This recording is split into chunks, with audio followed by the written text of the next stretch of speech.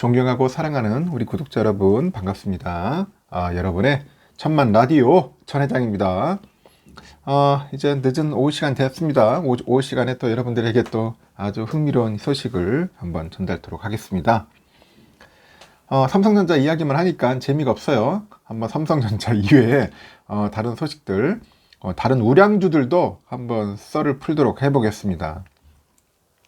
주가가 많이 빠지니까 요즘 상당히 예민. 너무 예민한 것 같아요. 다들 힘들고 예민하고 언제 돌아옵니까 하는데 진짜 언제 돌아올지 갑갑해요. 지금 뭐 미국도 그렇고 뭐 중국은 말할 것도 없고요. 지금 보니까 중국 시장이 좀 좋아야 하는데 중국 증시가 우리는 미국보다도 중국 증시에 영향을 많이 받는 것 같은데 중국도 저렇게 좀 휘청거리고 있으니까 우리 코스피도 뭐 마찬가지지, 뭐 코스닥도 어쩔 수 없어요. 지금 상황은. 하여튼 국제적인 정세가 상당히 썩 좋지 않다. 그런 이야기들이 자꾸 나오고 있네요, 보니까. 그래서 여러분들 투자할 때 이제 기업을 보고 해야 돼. 기업 실적을 잘 봐야 돼. 기업 실적. 이 실적이 중요한 것 같아. 돈 못 벌고 빌빌거리는 기업에다 투자하면은 그대로 박살 나는 겁니다. 박살 나는 거예요, 요즘. 그래서 여러분들 종목 투자할 때 신중하게 하시라는 겁니다. 저는 모르겠어요. 뭐 삼성전자 이외에는 잘 안 하는데 여러분들 다른 기업들 투자하는 분들이 꽤 있더라고요. 그래서 항상 조심하라는 차원에서 얘기하는 겁니다. 지금 보면은 그 언택트, 이제 언택트 시대도 끝나가나요? 이제 하여튼 언택트 대장주가 누굽니까? 지금 네이버 아니야, 네이버.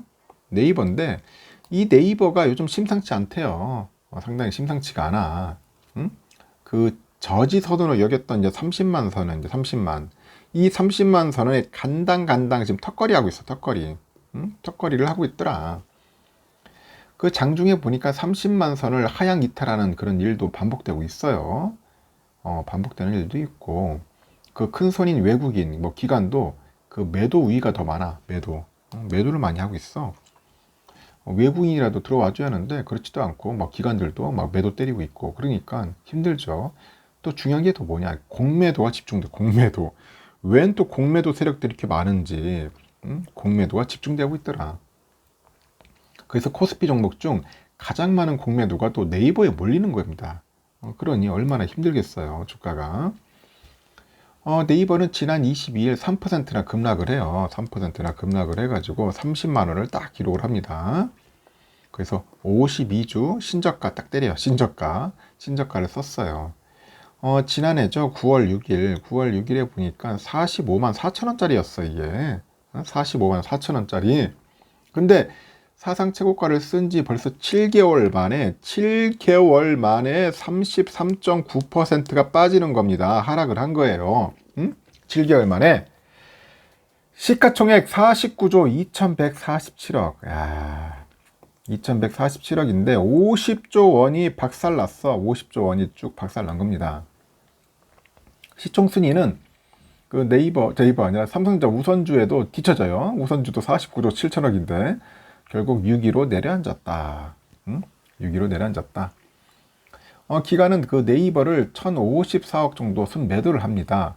그 외국인도 555억 정도를 매도를 해요.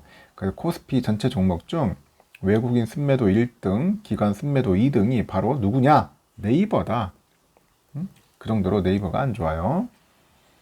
그 네이버는 코로나19 한참 그 국내 증시를 덮쳤던 지난 2020년이죠. 언택트 대장주로 주목을 받아요. 주목을 받았는데 그 주가가 이제 가파르게 상승합니다. 가파르게 상승했고 21년에는 연일 신고가 경신하고 뭐 시총이 74조까지 막 이릅니다. 달하는 거예요. 74조까지 막 올라가요. 막 오르다가 뭐 시총 2위죠. 2위 하이닉스를 막 위협해. 하이닉스를 위협할 정도로 쫙 올라간단 말이야. 74조까지 가가지고. 근데 네이버가 종가 기준으로 이제 지난 1년간 한 번도 30만 원 이하로 내려간 적이 없었어요. 근데 이날 30만 원에 턱걸이 하다 보니까 저지선 붕괴 위험이 커진 겁니다. 비상등 켜진 거야, 지금 보니까. 네이버는 장중에 29만 원 9,500원이죠. 29만 9,500원에 500원으로 한 30만 원 선을 이탈하기도 합니다. 하향 이탈도 하고 지난 1월과 2월에도 하향 이탈한 적이 있는데 그 30만 원 이하로 주가가 내려가는 현상이 이제 점차 반복되고 있는 거야. 점차 반복되고 있다. 이렇게 되면은 그 저지서를 내줄 가능성이 점점 높아지는 거죠. 점점점 높아진다. 그 네이버의 하락세는 전날 발표된 1분기 실적이 시장 기대치를 충족시키지 못한 여파가 이어지기 때문이라고 합니다. 실적이 안 좋아. 또 실적. 네이버 1분기 연결 매출액이 전년 동기 대비 한 23% 증가한 1조 8,452억이라고 하는데 영업이익은 4.5% 늘어난 3,018억 정도를 기록했다고 합니다. 근데 네이버의 1분기 매출액하고 영업이익은 전망치보다 5%, 그러니까 매출액은 5% 정도 하회했어요. 전망치보다. 그리고 영업이익도 12% 정도 하회했다. 그래서 아쉬운 실적이다. 뭐 그렇게 이야기를 하면서 컨텐츠하고 검색 광고를 제외한 나머지 사업에서 전망치를 하회했다고 합니다. 그래서 1분기 실적보다 더 우려스러운 건 뭐냐? 2분기 이후에도 상황이 그렇게 나아질 것 같지 않다. 2분기도 안 좋아. 뭐 그렇게 예상들을 하고 있어요.